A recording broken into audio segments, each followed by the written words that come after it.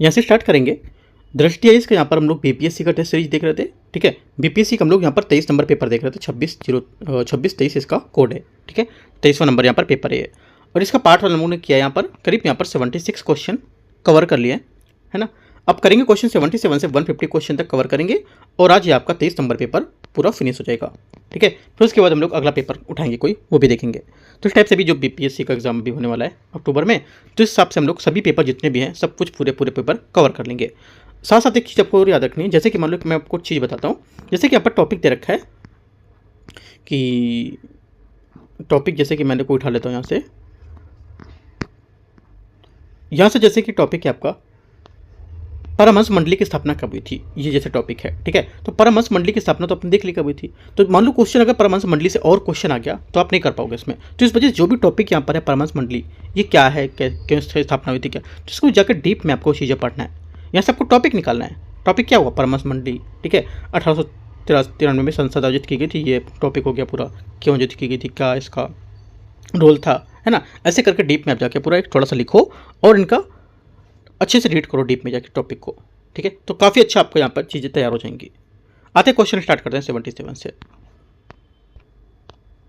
77 number question है, इसमें बोले शंकुधारी वन मुख्यतः निम्नलिखित में से किस क्षेत्र में पाए जाते हैं। आंसर क्या होगा, ये पाए जाते हैं मुख्यतः कहाँ पर। करेक्ट आंसर उत्तरी अमेरिका और यूरोप और एशिया के उपध्रुवीय क्षेत्र में। करेक्ट आंसर 77 का सी आंसर एकदम क्या होगा करेक्ट आंसर है इसका, ठीक है। और शंकुधारी वनों में चीड़ और जो स्प्रूस थे वो देवदार, ठीक है, लार्च जैसे सदाबहार मुख्य रूप से यहाँ पर पाए जाते हैं। और ये वन लंबी सदियों तक मध्यम से उच्च ठंडा वाले वर्ष वाले जो क्षेत्र है उसमें होते हैं, राइट। आगे आते क्वेश्चन 78 नंबर। ब्लैक होल के संबंध में विचार करना है। पहली बात है, यह अंतरिक्ष का ऐसा क्षेत्र है जहां गुरुत्वाकर्षण इतना प्रबल होता है कि प्रकाश भी उससे बाहर नहीं निकल सकता है। 78 का पहला स्टेटमेंट यहाँ से एकदम करेक्ट है, ठीक है। और एक बार यहाँ पर जो ब्लैक होल है इसमें तब बनता है जब एक विशाल तारा आपस में अपने ही गुरुत्वाकर्षण के कारण संकुचित हो जाता है, जिससे एक विलक्षणता बनती है जो सीमा से घिरी होती है। इसे इवेंट होराइजन कहा जाता है। इवेंट होराइजन ब्लैक होल की वह सीमा है जिसे अपावासी है ना, या अप्रवासी या अपवापसी कर सकते हो, ये बिंदु कहा जाता है, जिसके आगे तीव्र गुरुत्वाकर्षण के कारण प्रकाश भी नहीं जा सकता है। ब्लैक होल को इवेंट होराइजन वह सीमा है जिसके पार कुछ भी गुरुत्वाकर्षण के बाहर नहीं निकल सकता है। अभी मैंने आपको बात बताई, दोनों बातें सही हैं। और ब्लैक होल का पता प्रत्यक्ष रूप से नहीं लगाया जाता है, बल्कि समीपवर्ती पिंड, गुरुत्वीय प्रभाव और अभिव्यक्ति जो चक्र होते हैं उससे निकलने वाले विकिरण के माध्यम से लगा सकते हैं पता। आंसर क्या होगा, 78 का दोनों करेक्ट है सी। 79 79 नंबर है, इसमें बोले निम्नलिखित में से किस देश से मकर रेखा नहीं गुजरती है। आंसर क्या होगा, 79 का आंसर हो जाएगा मकर रेखा नहीं गुजरती है। करेक्ट आंसर सी पेरू, क्योंकि मकर रेखा 10 देशों के ऊपर क्या होती है, गुजरती है। इसमें दक्षिण अमेरिका, अफ्रीका, ऑस्ट्रेलिया, पेरू को पूरी तरह से मकर रेखा में स्थित है और भूमध्य रेखा में तथा मकर रेखा के मध्य विस्तृत है, ठीक है। और चिली, दक्षिणी अफ्रीका, बोत्सवाना, मेडागास्कर से गुजरना। तो जो आंसर हो जाएगा 79 का, ये नहीं गुजरती, पेरू यहाँ से गलत होगा। पूरी तरह से मकर रेखा के उत्तर में स्थित है ये, ठीक है। अब भूमध्य रेखा मकर रेखा के मध्य विस्तृत है ये, तो आंसर जो जाएगा सी करेक्ट है इसका। आगे आते क्वेश्चन नंबर 80 नंबर। जब ग्रीनविच 0 डिग्री देशांतर पर जो दोपहर 12 बजते हैं, तब जब 90 डिग्री पूर्व देशांतर स्थित यहाँ पर थिम्पू भूटान में स्थानीय समय इसका क्या हो जाएगा। इसका स्थानीय समय जो हो जाएगा क्या होगा, इसका स्थानीय समय करेक्ट आंसर यहाँ से सी 6 बजे अपराह्न का, मतलब 6 बजे यहाँ पर क्या होगा, ये शाम में होगा, है ना। आगे आते हैं क्वेश्चन 81 है, निम्नलिखित में से कौन सी पर्वत श्रृंखला विश्व की सबसे लंबी पर्वत श्रृंखला है। विश्व की सबसे लंबी पर्वत श्रृंखला हो जाएगी एंडीज विश्व की सबसे लंबी पर्वत श्रृंखला है और इसकी यहाँ पर लंबाई लगभग कितना 6900 किलोमीटर है और ये दक्षिण अमेरिका के पश्चिमी किनारे और वेनेजुएला से लेकर दक्षिण में टिएरा डेल फुएगो तक फैली हुई है। ये पर्वत श्रृंखला 7 देशों से होकर गुजरती है, Venezuela, Colombia, Ecuador, Peru, Bolivia, Chile और अर्जेंटीना। अर्जेंटीना चिली की सीमा पर स्थित माउंट एकानकागुआ है। तो ये सब याद रखना है। आंसर बी करेक्ट है। 82 नंबर क्वेश्चन है, कौन सा यहाँ पर इसमें बोला है सही सम्मिलित नहीं कर रहा है? कौन सा सही सम्मिलित नहीं है? 82 में करेक्ट आंसर हो जाएगा, नहीं सही सम्मिलित है ये कौन सा? सी करेक्ट है।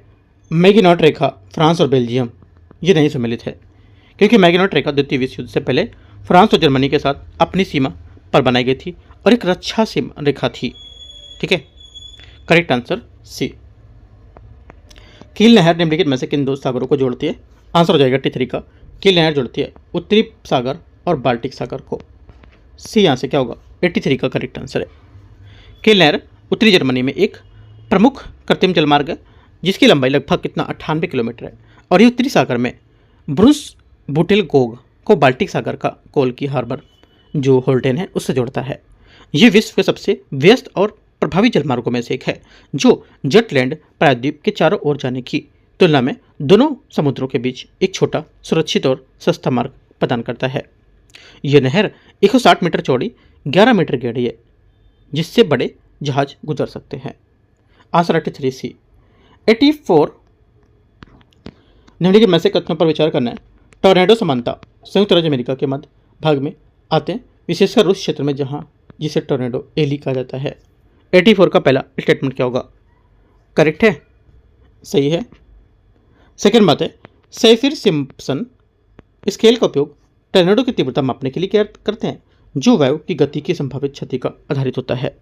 सेकेंड गलत है, क्योंकि टॉर्नेडो को मापने के लिए फुजिता अथवा उन्नत फुजिता स्केल का प्रयोग करते हैं, जो क्षति और उसके आधार पर वायु को अनुमानित गति के बनाता है।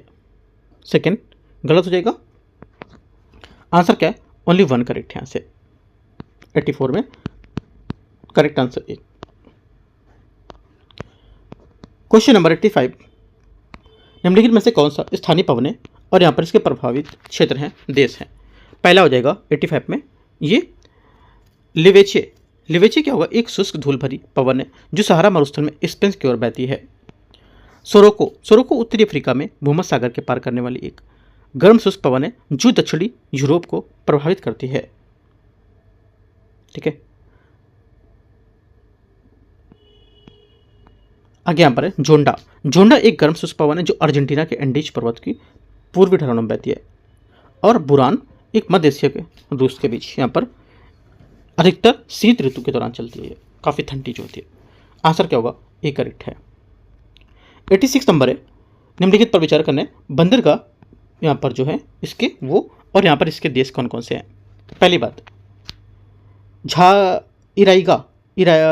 इगारका। इगारका क्या होगा? ये हो जाएगा रूस। मराकाइबो, मराकाइबो क्या होगा? वेनेजुएला। ठीक है, रोटरडैम नीदरलैंड, और सेंटोस क्या होगा? ब्राजील। करेक्ट आंसर यहाँ से 3, 2, 1, 4 इसका सही आंसर सी 86 का करेक्ट होगा। रोटरडैम नीदरलैंड का सबसे बड़ा और विश्व का सबसे व्यस्त बंदरगाहों में से एक है, और सेंटोस ब्राजील का सबसे बड़ा बंदरगाह है जो साओ पाउलो के समीप स्थित है तथा कॉफी और सोयाबीन सहित विभिन्न प्रकार के निर्यात के लिए जाना जाता है। 87 नंबर 87 नंबर क्वेश्चन है, निम्नलिखित में से किसने इकोलॉजी शब्द का प्रतिपादन किया था? इकोलॉजी शब्द का प्रतिपादन किया है किसने? आंसर 87 का हो जाएगा ये अर्नेस्ट हेक्कल इसका सही आंसर होगा। ठीक है, परिस्थिति के शब्द का प्रयोग 1866 में जर्मन जीव विज्ञानी अर्नेस्ट हेक्कल ने किया था। उन्होंने इसे ग्रीक शब्दों आइकोस घरेलू और लोगोस मतलब अध्ययन से लिया गया है, जिसका अर्थ होता है प्रकृति का घर। ठीक है, और पारिस्थितिकी जीव और उनकी पर्यावरण के बीच अंतःक्रियाएं ने वैज्ञानिक अध्ययन को संदर्भित करते हैं। ठीक है, हेक्कल की अवधारणा मनुष्य सहित जीवित और जीवों की जो भौतिक परिवेश है उसके बीच संबंध को जोड़ देता है। 88 नंबर आते हैं 88 नंबर क्वेश्चन।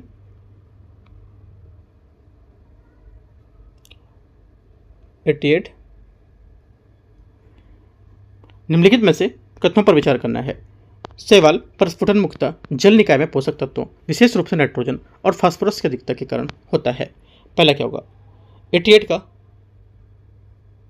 पहला स्टेटमेंट क्या होगा? 88 का फर्स्ट स्टेटमेंट यहां से करेक्ट है। हाँ, पहली बात करेक्ट हो जाएगी, क्योंकि शैवाल प्रस्फुटन तब होता है जब जल निकायों में शैवालों की संख्या तेजी से वृद्धि होती है या संचय होता है, जो प्रायः उच्च पोषक तत्व और विशेषकर नाइट्रेट्स और फास्फेट के कारण होना। पहला सही है। सुपोषण जल निकाय में ऑक्सीजन की मात्रा में सुधार करता है, जिससे जलीय जैविक विविधता जो होती है उसको बढ़ावा मिलता है। सेकेंड बात गलत है, क्योंकि सुपोषण यूट्रोफिकेशन जल निकाय में पोषक तत्वों के संवर्धन को संबोधित करता है, जिसके परिणामस्वरूप शैवाल की सघन वृद्धि होती है, और जब ये शैवाल मृत हो जाते हैं तो उनके अपघटन से घुली हुई ऑक्सीजन समाप्त हो जाती है, जिससे ऑक्सीजन की कमी हो जाती है और जलीय जीव की हानि हो सकती है। आंसर क्या होगा? सी करेक्ट है। क्वेश्चन नंबर 89, 89 नंबर क्वेश्चन है। राष्ट्रीय उद्यान और यहाँ पर इसके प्रमुख रूप से संबद्ध प्रजातियां कौन कौन सी हैं? पहली बात है दाचिगम राष्ट्रीय उद्यान, 1 हंगुल, हंगुल यहाँ पर ज़्यादातर है, ठीक है। खरस्तिमिदी बारहसिंगा एकमात्र प्राकृतिक पर्यावास है इसका। आगे गिर राष्ट्रीय उद्यान, एशियाई शेर। काजीरंगा राष्ट्रीय उद्यान जो है ये क्या होगा? असम। काहे के लिए प्रसिद्ध है? मतलब किसके लिए प्रसिद्ध? भारतीय गैंडे, जिन्हें एक सिंग वाले गैंडे के रूप में जानते हैं। और एराविकुलम राष्ट्रीय उद्यान, Nilgiri tahr. Correct answer A यहाँ से सही है, 89। 90 नंबर क्वेश्चन, निम्नलिखित में से कौन सा कारक हाल के दशकों में प्रवाल भित्तियों का सबसे बड़ा वैश्विक खतरा है? सबसे बड़ा वैश्विक खतरा है 90 का आंसर हो जाएगा ये महासागरीय सतह का बढ़ना, तापमान महासागरों का घटना, pH मान। 90 का बी यहाँ से करेक्ट आंसर होगा, ठीक है। प्रवाल भित्तियों के प्रदंत में सबसे बड़ा वैश्विक खतरा महासागरीय तापमान में वृद्धि और महासागरीय अम्लीकरण का घटना, जो एक वायुमंडलीय कार्बन डाइऑक्साइड के बढ़ते स्तर से संचालित होता है। इसके अतिरिक्त प्रबल तूफान और महासागरीय धाराओं में परिवर्तन भी प्रवाल के लिए खतरा उत्पन्न कर सकता है, ठीक है। आगे क्वेश्चन आते हैं 90 का हो गया 91, 91 बोला है कौन सी यहाँ पर प्रक्रिया है जो खाद्य श्रृंखला के क्रमिक स्तरों पर जीवों में विषाक्त पदार्थों की सांद्रता को बढ़ने की व्याख्या करती है? आंसर 91 का हो जाएगा जैव आवर्धन इसका सही आंसर है, क्योंकि जैव आवर्धन वह प्रक्रिया जिसके दौरान खाद्य श्रृंखला के प्रत्येक पोषी स्तर पर विषाक्त पदार्थों की सांद्रता में वृद्धि होती है, ठीक है। जो यही आमतौर पर पारा, डीडीटी और पीसीबी जैसे स्थायी प्रदूषकों के साथ होता है, जो आसानी से विघटित नहीं होते हैं। उदाहरण के लिए प्लवक में मौजूद विष की थोड़ी मात्रा में चील या सार्क के शीर शिकारियों से 1000 गुना बढ़ा सकती है। इसके विपरीत जैव संचयन से तात्पर्य किसी जीव में समय के साथ साथ विषाक्त पदार्थों के निर्माण से होता है, जिसका समान रूप से जल या भोजन के माध्यम से सीधे अवशोषण होता है। 91D 92 राष्ट्रीय हरित अधिकरण एनजीटी के बारे में विचार करना है। ये इसके अध्ययन के अंतर्गत जो कौन से मामले निपटान नहीं करता है? आंसर हो जाएगा 92 का करेक्ट आंसर ये वन्यजीव संरक्षण अधिनियम 1972 ये नहीं करता है, बाकी सब करेगा। बाकी और कौन कौन करेगा? 1974 जल प्रदूषण, ठीक है। वायु प्रदूषण निवारक 1981, पर्यावरण संरक्षण 1986, वन संरक्षण 1980 और जैव विविधता अधिनियम 2002, ठीक है। ये 92C 93 नंबर है ब्लूम सिंड्रोम क्या है? ब्लूम सिंड्रोम क्या है ये बताना है। देखो जो ब्लूम सिंड्रोम है ये जिसे ब्लूम टोरे या मोचेसेक सिंड्रोम या कॉन्जेनिटल टेलेंजिएक्टिव एरिथेमा भी कहा जाता है। ये एक दुर्लभ अनुवांशिक विकार है जो बीएलएम में जीन उत्परिवर्तन के कारण होता है, ठीक है। ब्लूम में ये जीन की जो प्रतिकृति के दौरान डीएनए संरचना को बनाए रखने के लिए और डीएनए की क्षति को मरम्मत की भूमिका निभाता है। ब्लूम सिंड्रोम एक ऑटोसोमल रिसेसिव पैटर्न के अनुवांशिक रूप से प्राप्त हो सकता है। 94 आते हैं 94 नंबर क्वेश्चन है हाल ही में समाचारों में देखी गई अपार आईडी के बारे में विचार करना है। काफ़ी न्यूज़ में थी अपार आईडी, है ना। पीआईबी में भी आया था ये क्वेश्चन, मतलब टॉपिक जो था।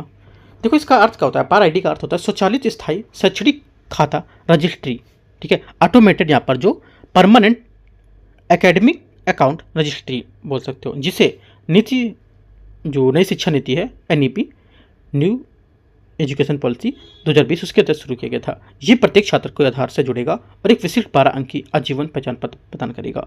और ये एक शैक्षणिक पासपोर्ट की तरह काम करता है जो डिजी लॉकर में डिग्री, पुरस्कार, छात्रवृत्ति, क्रेडिट कार्ड जैसे क्रेडिट जो रिकॉर्ड है उसके जैसे संग्रहित करेगा इसको। 94 बी करेक्ट है। 95 है मेक इन इंडिया लेवल योजना का मुख्य उद्देश्य क्या है? इसका मुख्य उद्देश्य है कि भारत में निर्मित उत्पादों की प्रामाणिकता और गुणवत्ता को सुनिश्चित करने के लिए स्वैच्छिक प्रमाणन प्रदान करना। आंसर बी करेक्ट हो जाएगा। ठीक है।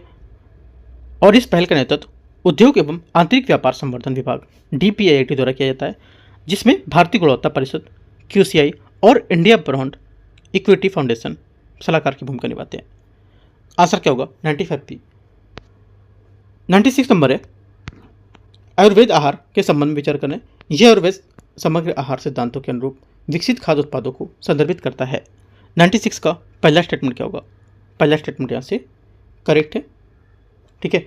आयुर्वेद आहार आयुर्वेद आधारित खाद्य उत्पादों को संदर्भित करता है जो संतुलन, मौसमी उपयुक्तता और चिकित्सकीय लाभों को वाले जो प्राकृतिक अवयव होते हैं उस पर जोर देते हैं।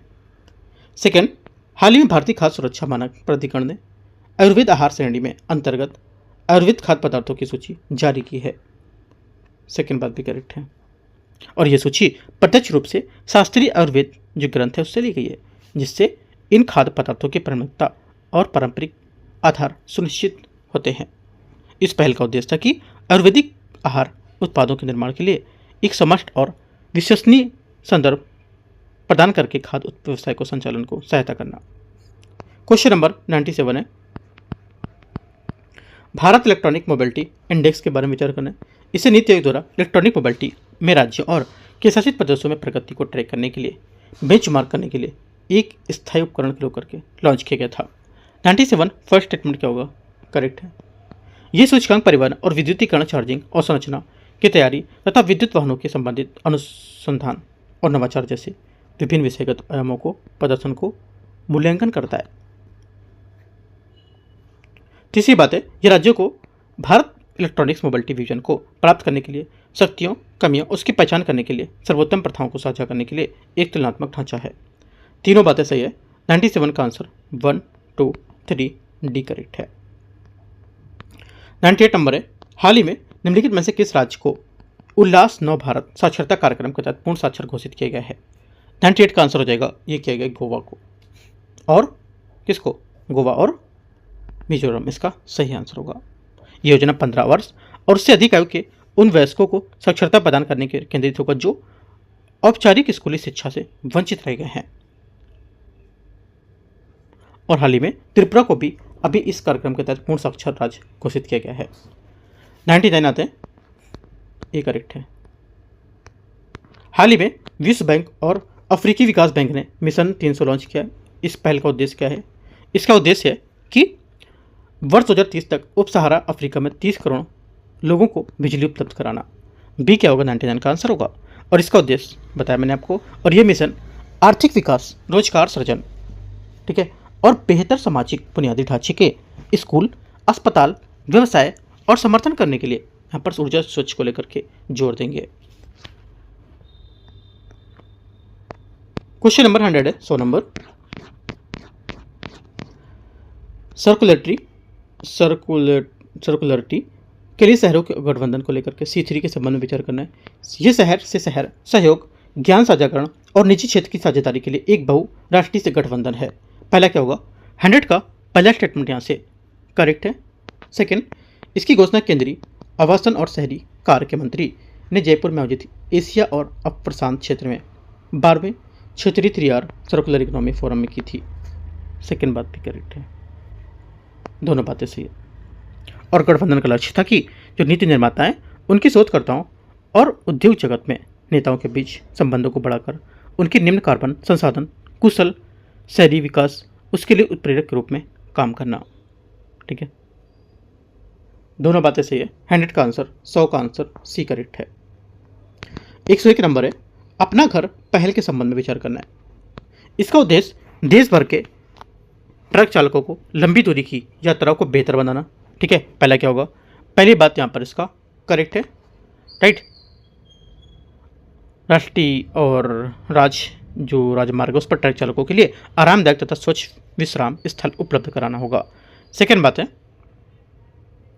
इसे पेट्रोलियम और प्राकृतिक गैस मंत्रालय द्वारा शुरू किया गया है। सेकेंड बात क्या होगी? सेकेंड बात भी करेक्ट है। और सुविधाओं में जैसे कि शयनगृह, रेस्टोरेंट, ढाबे, स्वयं खाना पकाने के क्षेत्र, स्वच्छ शौचालय, स्नान क्षेत्र और शुद्ध पेयजल भी शामिल होगा। किसमें? इनके उद्देश्य में बेहतर यात्रा करने को लेकर के। आंसर क्या होगा? 1 2 करेक्ट है, सी आंसर होगा। यहाँ से घुमा सकता है यूपीपीसीएस को, बीपीएससी क्वेश्चन। ये बोल सकता है कि जो इसमें इनकी सुविधाएं दी जाएंगी, जिसमें से इनके खाना, जैसे खाना रेस्टोरेंट, ढाबे, इन सब में होगा, लेकिन यहाँ पर स्वयं खाना पकाने को लेकर के इसमें नहीं जोड़ा गया इसका, ऐसा नहीं है। स्वयं खाना पकाने को लेकर भी उनको साफ जगह दी जाएगी। ठीक है, तो सी करेक्ट है। यहाँ से आगे आते हैं क्वेश्चन 102। 102 है, भारतीय विशिष्ट पहचान प्राधिकरण UIDAI एक संवैधानिक निकाय है। इसके रूप में जो है ये किस वर्ष पारित किया गया था, या किस वर्ष गठन किया गया था? इसका आंसर हो जाएगा 102 का करेक्ट आंसर। ये किया गया था 2016 में। ठीक है, आधार अधिनियम 2016 को आधार के उस कानून संशोधन के 2019 के तहत संशोधन भी किया गया था। और भारतीय विशिष्ट पहचान प्राधिकरण एक संवैधानिक प्राधिकरण है जिसकी स्थापना आधार अधिनियम 2016 के प्रावधानों के तहत 12 जुलाई 2016 को भारत सरकार के इलेक्ट्रॉनिक्स और सूचना प्रौद्योगिकी मंत्रालय के तहत की गई थी। क्वेश्चन 103, किसी दल को भारत के निर्वाचन आयोग के द्वारा राष्ट्रीय दल घोषित किए जाने के लिए विचार करना पूरी शर्त क्या होगी इसकी? इसकी पूरी शर्त है कि इसे 4 या अधिक राज्यों में राज्य दल के रूप में मान्यता प्राप्त होगी। ये यहाँ से करेक्ट होगा। ठीक है, यदि इसके उम्मीदवार को कम से कम 4 राज्य नवीनतम लोकसभा या विधानसभा चुनाव में कुल वैध मतों का कम से कम 6% हासिल कर लिया हो, और दल के पास पिछले लोकसभा चुनाव में कम से कम 4 संसद सदस्यों ने जीत हासिल की हो। राइट, ये आंसर ए करेक्ट है। 104 नंबर है, भारतीय संविधान के निम्नलिखित में से किस अनुच्छेद में प्रावधान किया गया था कि प्रत्येक राज्य भाषाई अल्पसंख्यक वर्गों के लिए बच्चों की शिक्षा प्राथमिक स्तर मातृभाषा के लिए शिक्षा में पर्याप्त सुविधाएं प्रदान करने को लेकर प्रयास करेगा? 104 का आंसर हो जाएगा करेक्ट। यहाँ से ये हो जाएगा बी करेक्ट है। आर्टिकल 350 का एक करेक्ट आंसर है बी नंबर, क्योंकि 350 है ये प्रावधान करता है कि प्रत्येक राज्य में एक स्थानीय प्राधिकारी का यह प्रयास करेगा कि भाषाई अल्पसंख्यक समूह से संबंधित बच्चों की शिक्षा प्राथमिकीकरण और मातृभाषा में शिक्षा के लिए सुविधाएं प्रदान की जाएं। 104 का बी। 105 नंबर क्वेश्चन है, सूची 1 सूची 2 को मैच करना है। भारतीय जनसंघ, ठीक है, भारतीय जनसंघ हो जाएगा आपका क्या? ये 1951। ठीक है, उसके बाद आपका होगा AIADMK 1972। ठीक है, उसके बाद आपका होगा Telugu Desam 1982, Samajwadi party 1992। Correct answer 105 का डी करेक्ट है। 106 नंबर है, भारत में पहला नगर निगम कहाँ गठित किया गया था? 106 का आंसर हो जाएगा ये गठित किया गया था मद्रास, बी आंसर सही आंसर है। आधुनिक भारत का पहला नगर निगम 1688 में पूर्व प्रेसिडेंसी शहर मद्रास में स्थापित किया गया था। इसके बाद 1876 में कलकत्ता और वर्ष 1888 में बम्बई नगर निगम की स्थापना की गई थी। और लॉर्ड रिपन भारत के वायसराय थे, जो उन्होंने नगर निगम में चुनाव प्रणाली को प्रस्तुत किया था, और इस दिशा में उनके अग्रणी काम के लिए उन्हें भारत में स्थानीय सुशासन का जनक कहते थे। 107 नंबर है, निम्नलिखित में से कौन सा अनुच्छेद जिला योजना समिति के लिए संबंधित है? जिला योजना समिति संबंधित है 243ZD, है ना, ये हो जाएगा, जो जिले पंचायत और नगर पालिकाओं द्वारा तैयार योजनाओं को समेकित करेगी और संपूर्ण जिले में विकास की योजना को मसौदा तैयार करेगी। 108 नंबर है, न्याय विकास पोर्टल के बारे में विचार करना है। इसे सामाजिक न्याय और अधिकारिता मंत्रालय द्वारा आरंभ किया गया था। पहला क्या होगा? पहला स्टेटमेंट यहाँ से जो रहेगा ये 108 का करेक्ट है। हाँ, पहली बात गलत है, क्योंकि यह पोर्टल कानून और न्याय मंत्रालय के अंतर्गत आता है, ना कि न्याय अधिकारिता मंत्रालय। गलत होगा इसका। देखो, इससे आपको नहीं सोचना है कि ऊपर लिखा है न्याय विकास पोर्टल तो इसका मंत्रालय भी क्या हो गया, सामाजिक न्याय हो गया, ऐसा नहीं सोचना है कि मंत्रालय सबके अलग अलग होते हैं, है ना। सेकंड बात है, इसका उद्देश्य जिला एवं जो अधीनस्थ न्यायपालिका है उसके लिए बुनियादी सुविधाओं को विकास के लिए केंद्र प्रायोजित योजनाओं को निगरानी करना। ये बात करेक्ट हो जाएगी। आंसर क्या होगा? 108 का सिर्फ दूसरा करेक्ट है, बी या ए यहाँ से आंसर है। 109 नंबर है, राष्ट्रीय आपदा प्रबंधन प्राधिकरण के बारे में विचार करना है, कौन सा सही है इसमें से? 109 में पहला है राष्ट्रपति इसका पद अध्यक्ष होता है। 109 का पहला स्टेटमेंट यहाँ से क्या होगा? गलत है। पहला गलत होगा, क्योंकि राष्ट्रीय आपदा प्रबंधन है, इसका गठन 2005 में भारत के कार्यकारी अध्यक्ष द्वारा किया गया था। इसके बाद एनडीएमए को इस अधिनियम के तहत 27 सितंबर 2006 को आधिकारिक रूप से अधिसूचित किया गया था। ठीक है, और इसके अध्यक्ष प्रधानमंत्री होते हैं। ठीक है, सेकेंड बात है, ये एक वार्षिक रिपोर्ट तैयार करता है और इसे केंद्र सरकार के समक्ष प्रस्तुत करता है। ये बात करेक्ट है। सेकेंड बात सिर्फ अपनी करेक्ट होगी। आंसर क्या होगा? 109 का सी करेक्ट हो जाएगा। 110 है, निम्नलिखित में से कौन सा शास्त्रीय भाषाएं और घोषणा वर्ष को लेकर के सही सम्मिलित नहीं कर रहा है? 110 का आंसर हो जाएगा, सम्मिलित नहीं है। तेलुगु 2005 गलत है, क्योंकि तेलुगु 2008 होगा, घोषणा की गई थी ओडिशा भाषा को लेकर के। घोषणा का था 2000, जो घोषणा का वर्ष 2014। 111 नंबर आते हैं, विकेंद्रीकरण पर रॉयल कमीशन नियुक्त किया गया था। 111 का आंसर हो जाएगा 1907। ठीक है, वित्तीय विकेंद्रीकरण पर लॉर्ड मेयो के वर्ष 1870 के संकल्प ने स्थानीय समय और उसके स्व सरकारी संस्थाओं के विकास कल्पना की थी, और लॉर्ड रिपन के वर्ष 1882 में प्रस्ताव को स्थानीय स्वशासन का मैग्ना कार्टा कहा जाता था, और विकेंद्रीकरण पर रॉयल कमीशन वर्ष 1907 में नियुक्त किया गया था, और इसने वर्ष 1909 में अपनी रिपोर्ट प्रस्तुत की थी। इसके अध्यक्ष हॉब हाउस थे। ठीक है, आंसर 111 का सी। 112 नंबर है, यदि राज्य विधान मंडल का कोई सदस्य कितने दिनों के बिना अनुमति के सभी बैठकों में अनुपस्थित रहता है तो सदन उसकी सीट को रिक्त घोषित कर सकती है? आंसर क्या होगा? 112 का सही आंसर हो जाएगा सी, 60 दिनों की।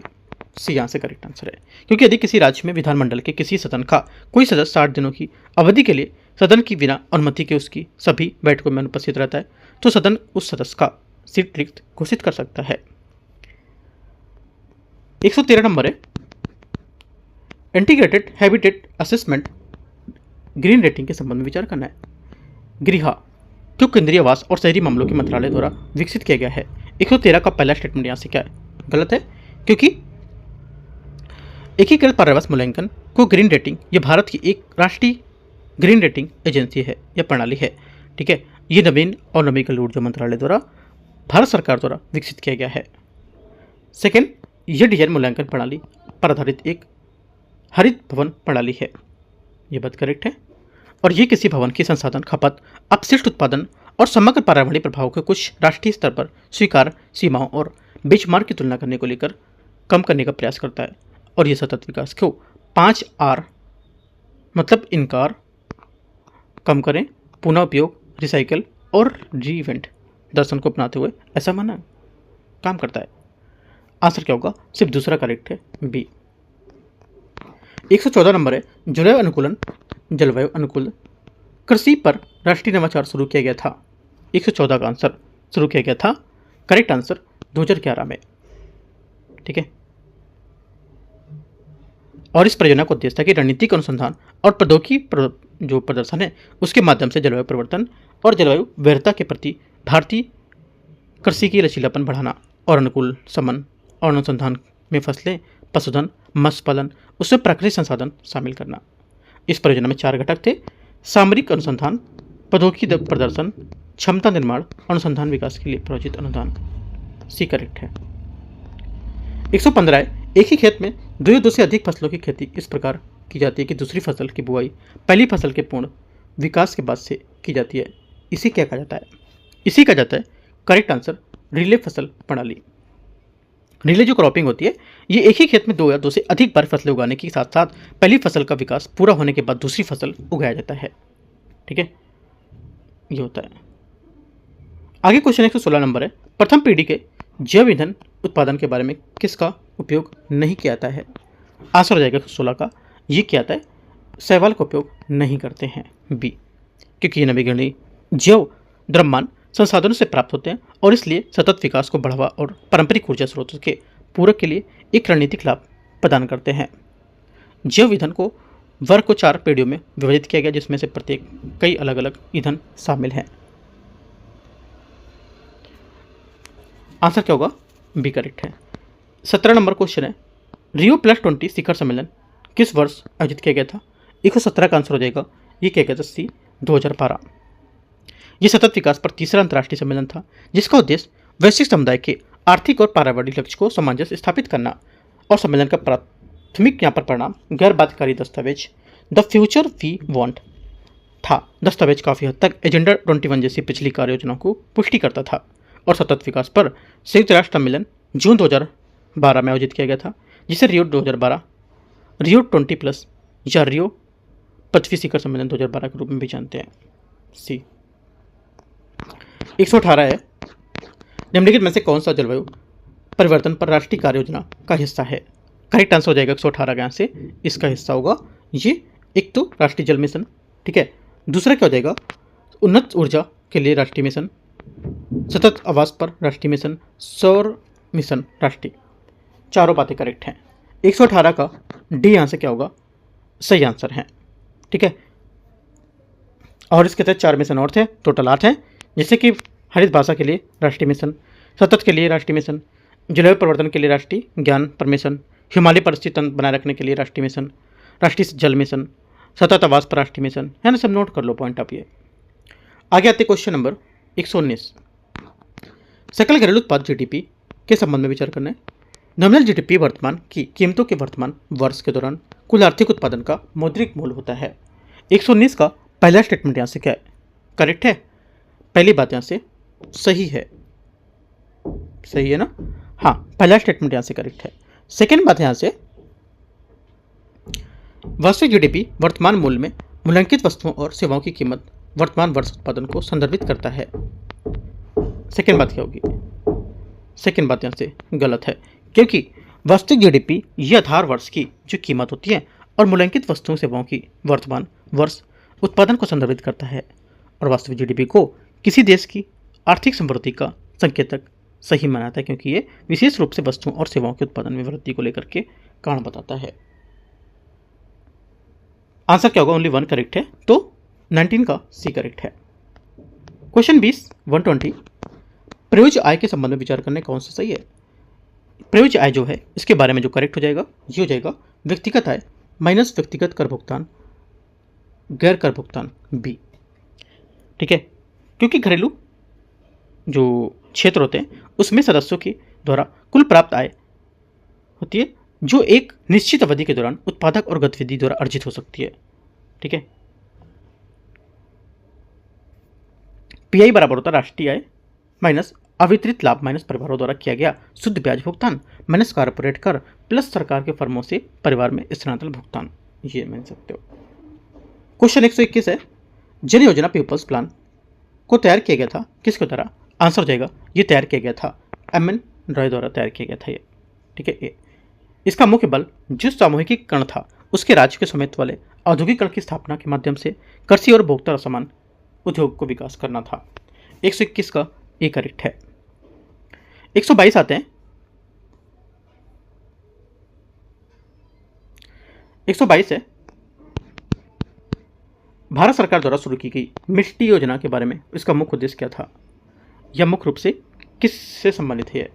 देखो 122 का जो आंसर है मिट्टी योजना मैंग्रोव पहल तटीय आवास और मूर्त आय के लिए एक सरकारी पहल है जिसका उद्देश्य भारत में समुद्र तट और नमक भूमि के लिए साथ मैंग्रोव कवर को बढ़ाना, जिसका प्राथमिक ध्यान पश्चिम बंगाल, सुंदरबन डेल्टा और हुगली मुहाना जैसे क्षेत्रों पर है। यह योजना मैंग्रोव पारिस्थितिक तंत्र के संरक्षण और बहाली पर जोर देती है, जो जलवायु परिवर्तन, समन और तटीय संरक्षण और आजीविका सर्जन की महत्वपूर्ण भूमिका निभाती है। इसमें समग्र पर्यावरणीय प्रभाव के लिए देश भर के लिए अन्य आर्द्रभूमि क्षेत्र भी शामिल हैं। बी करेक्ट आंसर है। 123 नंबर है, निम्नलिखित में से किस पंचवर्षीय योजना का लक्ष्य तीव्र और अधिक समावेशी विकास था? आंसर हो जाएगा 11वीं पंचवर्षीय योजना इसका सही आंसर है, ठीक है। इसकी विषय वस्तु तीव्र और अधिक समावेशी विकास थी। इसका उद्देश्य पर्यावरणीय स्थिरता और लैंगिक जो असमानता थी उसमें कमी लाना और इसकी रूपरेखा भी श्री रंगराजन ने तैयार की थी। और इसमें वर्ष 2009 में सभी स्वच्छ पेयजल उपलब्ध कराने का बल दिया गया था और इसकी लक्ष्य जो विकास दर थी करीब 9% थी, वास्तविक विकास दर 8% थी। ये भी पॉइंट आपको याद रखना है। 123 में सी करेक्ट है। 124 नंबर है, विश्व व्यापार संगठन WTO जो है उसके संबंध में कौन सा कथन सही है? WTO की स्थापना मार्केट समझौते के तहत की गई थी। पहली बात 124 का यहाँ से करेक्ट है, सही है। सेकेंड बात है एनगोजी एनकोचो इवेला WTO के महानिदेशक के रूप में कारोबार संभालने वाली दूसरी महिला हैं। गलत है। सेकंड गलत हो जाएगा। आंसर क्या होगा? आंसर हो जाएगा सिर्फ इसका पहला करेक्ट है, सी यहाँ से करेक्ट आंसर होगा। 124 नंबर क्वेश्चन यहाँ पर हो गया था, ठीक है। 125 यहाँ पर देखते हैं, निम्नलिखित में से कौन सा भारत में प्रत्यक्ष कर नहीं है? प्रत्यक्ष कर में से कौन सा नहीं है? आंसर हो जाएगा 125 का करेक्ट आंसर यहाँ से सीमा शुल्क इसका करेक्ट आंसर होगा, ठीक है।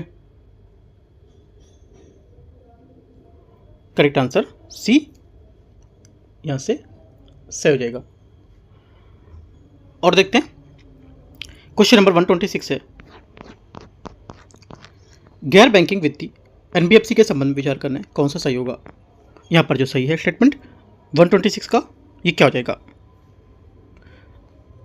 ये हो जाएगा कि ये मांग जमा स्वीकार नहीं कर सकता है, ठीक है, करेक्ट है। अगला, ये भुगतान और निपटान प्रणाली का हिस्सा नहीं है, ठीक है। NBFC ने जमाकर्ताओं के लिए जमा सुविधा उपलब्ध नहीं कराई है।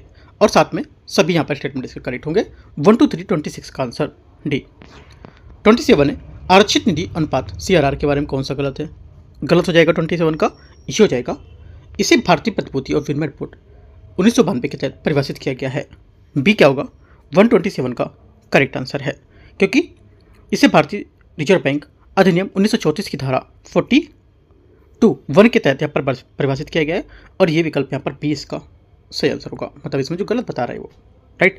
और निवल मांग और मियादी देयताएं के आधार पर प्रतिदिन इसकी की जाती है। इसको केवल नगद के रूप में आरक्षित किया जाता है और CRR राशि पर RBI द्वारा कोई ब्याज नहीं दिया जाता है। आंसर बी करेक्ट है। 28 आते हैं, भारत के आर्थिक सर्वेक्षण के बारे में विचार करना है। इसे पहली बार वित्तीय वर्ष 1950-51 में जारी किया गया था। 128 का पहला क्या होगा?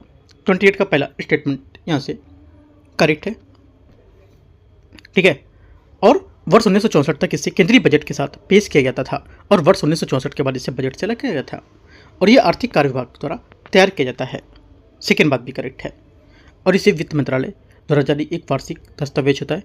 इसे आमतौर पर केंद्रीय बजट के एक दिन पहले संसद में पेश किया जाता है और इसे मुख्य आर्थिक सलाहकार के मार्गदर्शन में आर्थिक कार्य विभाग के अर्थशास्त्र प्रभाग द्वारा तैयार किया गया था। करेक्ट आंसर 28 का सी सही है। 29 नंबर है, मात्रात्मक सुलभता का क्या होता है संबंध? 29 में देखो, मात्रात्मक सुलभता ये एक केंद्रीय बैंक द्वारा एक अल्पकालिक उपाय होता है। तरलता संकट प्रबंधन के लिए मात्रात्मक सुलभता शब्द किसी अर्थव्यवस्था को प्रोत्साहन करने इस्तेमाल की जाने वाली मौद्रिक सुलभता की एक अपरंपरागत रूप का वर्णन करता है। बी, इसमें केंद्रीय बैंक द्वारा वित्तीय लिखित का क्रय शामिल होता है जो समान समय में खुला बाजार की परिचालन के लिए स्वीकार नहीं किया जाता है। ये एक ऐसा कदम है जो ब्याज दर के काफ़ी कम स्तर तक कटौती के बाद उठाया जाता है और आरक्षित निधि में अनुपात CRR जैसे आरक्षित अनुपात में लिए समान संयोजन की किसी भी सकारात्मक बदलाव को प्रेरित करने में विफल रहता है। 29 का बी। क्वेश्चन नंबर 30 है 130, इकोसाइड के संबंध में विचार करना है। अंतर्राष्ट्रीय आपराधिक न्यायालय वर्तमान में इकोसाइड को एक स्वतंत्र अंतर्राष्ट्रीय अपराध के रूप में मान्यता देता है। 30 का पहला स्टेटमेंट यहाँ से क्या होगा? 130 का पहला स्टेटमेंट गलत है, क्योंकि अंतर्राष्ट्रीय आपराधिक न्यायालय वर्तमान में नरसंहार, युद्ध अपराध, मानवता के विरुद्ध अपराध तथा आक्रामकता को मान्यता देता है, किंतु इकोसाइड को भी 5वें अंतर्राष्ट्रीय अपराध के रूप में शामिल नहीं किया गया है। ये गलत होगा। वियतनाम इकोसाइड को अपने घरेलू कानून में शामिल करने वाला पहला देश था। ये बात क्या होगी? सही है? नहीं, ये बात करेक्ट है, क्योंकि वियतनाम ऐसा पहला देश बन गया है जिसने अपने विधिक तंत्र में इकोसाइड से संबंधित प्रावधान को औपचारिक रूप से शामिल किया है। Correct answer 130 B. 130 वाले राष्ट्रीय गीत यहाँ पर जो वंदे मातरम और वर्तमान निर्देशक उसके बारे में विचार करना है कि बोले, गृह मंत्रालय के निर्देशों के अनुसार जब किसी आधिकारिक कार्यक्रम में राष्ट्रगीत और राष्ट्रगान दोनों प्रस्तुत किए जाएंगे तो राष्ट्रगीत को प्राथमिकता दी जानी चाहिए। पहली बात 131 का स्टेटमेंट यहाँ से करेक्ट है। सेकंड, सर्वोच्च न्यायालय ने यह निर्णय दिया था कि राष्ट्रीय गीत के गायन से संबंधित दिशा निर्देशों को उल्लंघन पर राष्ट्रीय गौरव अपमान निवारण अधिनियम 1971 के तहत दंडात्मक परिणाम लागू होंगे। ये बात गलत है, क्योंकि सर्वोच्च न्यायालय ने स्पष्ट रूप से व्यवस्था दी थी कि वंदे मातरम के संबंध में गृह मंत्रालय के दिशा निर्देश पूरी तरह से सलाहकार प्रकृति के हैं, और न्यायालय ने स्पष्ट किया था कि इस विशिष्ट गायन दिशा निर्देश जो थे उसका पालन न करने पर कोई दंडात्मक परिणाम नहीं होगा। 1 सिर्फ करेक्ट है, आंसर क्या होगा 131 का, एक बात इसकी करेक्ट हो जाएगी। 132 आते हैं, 132 number question.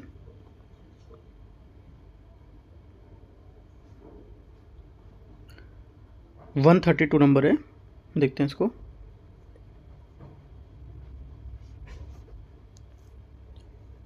One 132 number India semi conductor mission के बारे में विचार करना है। ISM-1 जो है इसका शुभारंभ 76,000 करोड़ रुपए के परिव्यय के साथ किया गया था। 32 फर्स्ट स्टेटमेंट करेक्ट है। भारत का पहला वाणिज्यिक GAN आधारित मिनी माइक्रो LED डिस्प्ले केंद्र उड़ीसा में स्थापित किया जाएगा। सेकेंड बात गलत है, क्योंकि भारत का पहला वाणिज्यिक GAN आधारित मिनी माइक्रो LED डिस्प्ले केंद्र गुजरात में स्वीकृति प्रदान की गई, ना कि उड़ीसा में। 1 यहाँ से करेक्ट है, दूसरा गलत होगा, एक आंसर। 33 निम्नलिखित में से कौन सा विकल्प सुसहाय से को सर्वोत्तम रूप से परिभाषित करता है, जो हाल ही में समाचारों में रहा था। आंसर हो जाएगा 33 का करेक्ट आंसर। ये क्या है, एक AI संचालित चैटबॉट है जो नागरिकों और पक्षकारों को सर्वोच्च न्यायालय की सेवाओं तथा प्रतिक्रियाओं में पहुंचने के लिए मदद करने के लिए डिजाइन किया गया है। B33 का आंसर होगा। यह चैटबॉट फ्रंट एंड गाइडेंस प्रदान करता है तथा आवश्यक सर्वोच्च न्यायालय की सेवाओं और प्रक्रियाओं तक पहुंच को सरल बनाता है। यह चैटबॉट राष्ट्रीय सूचना विज्ञान केंद्र द्वारा सर्वोच्च न्यायालय रजिस्ट्री के सहयोग से विकसित किया गया है। Answer B33। 34 प्रधानमंत्री उज्ज्वला योजना के बारे में विचार करना है।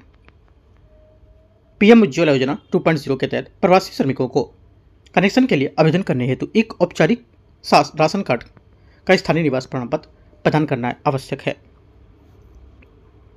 34 पहला गलत है, क्योंकि PM उज्ज्वला योजना जो है इसे विशेष रूप से प्रवासियों के लिए दस्तावेजीकरण को सफल और सरल बनाया था, जिससे उन्हें औपचारिक राशन कार्ड या स्थानीय निवास प्रमाण पत्र के बजाय पते के प्रमाण पत्र के रूप में सेल्फ डिक्लेरेशन मतलब स्व घोषणा, ठीक है, उसमें पते के रूप में यहाँ पर उपयोग करने की अनुमति दी थी।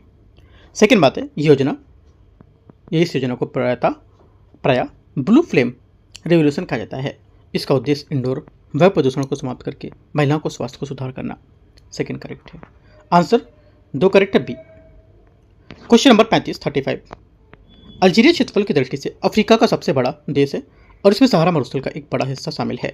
35 पहला स्टेटमेंट करेक्ट है। भारत और अल्जीरिया ने द्विपक्षीय सहयोग बढ़ाने के लिए नई दिल्ली में रक्षा सहयोग पर संयुक्त आयोग की पहली बैठक आयोजित की है। सेकेंड बात 35 का क्या होगा, ये भी करेक्ट है, दोनों बातें सही है, ठीक है, और जिसका उद्देश्य था कि जो रक्षा संबंध है उनके प्रशिक्षण और सहयोग को क्या करना, मजबूत करना। आंसर क्या होगा 35 का 1 और 2 सी स्टेटमेंट करेक्ट है। 36 निम्नलिखित में से किसका मस्तिष्क उसकी शरीर के आकार के अनुपात में सबसे बड़ा होता है। किसकी बात की जा रही है, ये बात की जा रही है चींटी की। चींटी का मस्तिष्क शरीर के किसी भी जीव की तुलना में उसके शरीर के आकार के अनुपात में सबसे बड़ा होता है। विशेषज्ञों का मानना है कि एक चींटी के मस्तिष्क का लगभग 2,50,000 मस्तिष्क कोशिकाएं न्यूरॉन्स होती हैं। 137 है, जून 2026 में वर्ल्ड नंबर 1 अंडर 13 टेनिस खिलाड़ी बनने वाली सृष्टि किरण किस शहर से संबंधित है। आंसर हो जाएगा, ये संबंधित है बेंगलुरु से, और ये विश्व की सबसे उच्च रैंकिंग वाली अंडर 13 खिलाड़ी बनी है, जो भारतीय जूनियर टेनिस के लिए एक महत्वपूर्ण मोल का पत्थर और ऑल इंडिया टेनिस एसोसिएशन की उनकी इस उपलब्धि को भारत की अगली पीढ़ी के लिए टेनिस प्रतिभाओं के लिए एक बड़ी सफलता के रूप में सराहा है। 38 आते हैं 138 महत्वपूर्ण दिवस, और यहाँ पर इसकी तारीख क्या होगी देखते हैं। 38 नंबर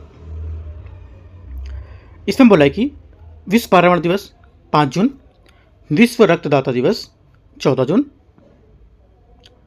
विश्व शरणार्थी दिवस 20 जून और अंतर्राष्ट्रीय योग दिवस 21 जून। करेक्ट आंसर 138 सी। 139 है, जून 2026 में ऑक्सफोर्ड विश्वविद्यालय द्वारा प्रकाशित एक हीट रिस्क अध्ययन के अनुसार कौन सा भारतीय शहर भारत के सबसे अधिक हीट रिस्क वाले शहर के रूप में उभरा है। और वैश्विक स्तर पर दूसरे स्थान पर आए। 39 का आंसर हो जाएगा ये अहमदाबाद इसका करेक्ट आंसर है। ठीक है, अहमदाबाद इसका सही आंसर होगा। क्वेश्चन नंबर 140 है, अंतर्राष्ट्रीय स्तर पर मान्यता प्राप्त भारतीय खेल कला हस्ती ने किस बारे में विचार करने स्मृति मंधाना को टाइम्स 100 के स्पोर्ट्स 2026 में सबसे प्रभावशाली व्यक्तित्व के रूप में सूची शामिल किया गया है, जिससे वह इस प्रतिष्ठित वैश्विक रैंकिंग में स्थान पाने वाली एकमात्र भारतीय बन गई है। 40 का पहला स्टेटमेंट क्या होगा? करेक्ट है। रेत कलाकार Sudarshan Patnaik international festival of sand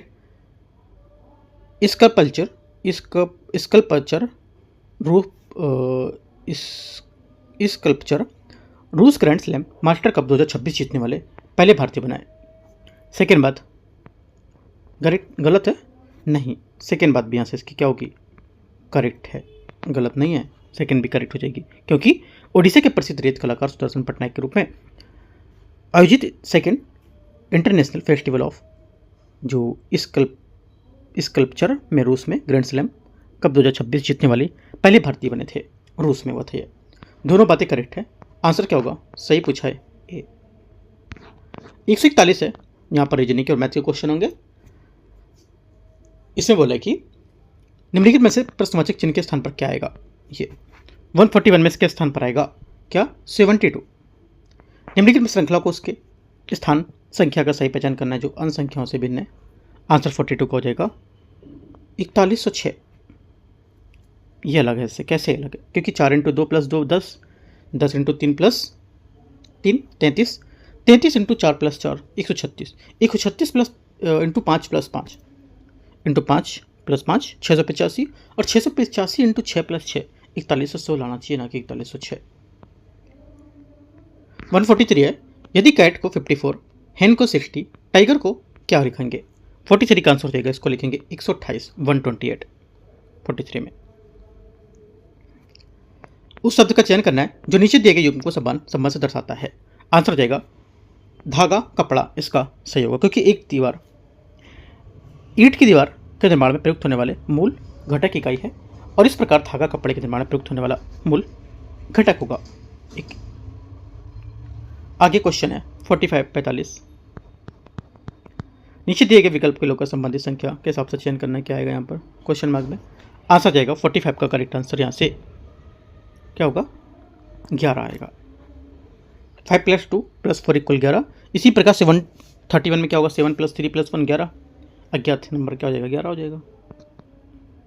46 है, एक पारिवारिक मिलन समारोह के दौरान अर्जुन एक महिला की ओर इशारा करते हुए कहा, वह मेरी नानी के एकमात्र पुत्र की पत्नी की एकमात्र पुत्री है। वह महिला से अर्जुन से किस प्रकार संबंध है? ये संबंध होगा मैं मेरी बहन। 46 का डी करेक्ट है। निम्नलिखित में से 4 शब्दों को से 3 शब्द किसी निश्चित प्रकार के समान और एक शब्द भिन्न है। भिन्न शब्द का अर्थ यहाँ पर चयन करना क्या होगा?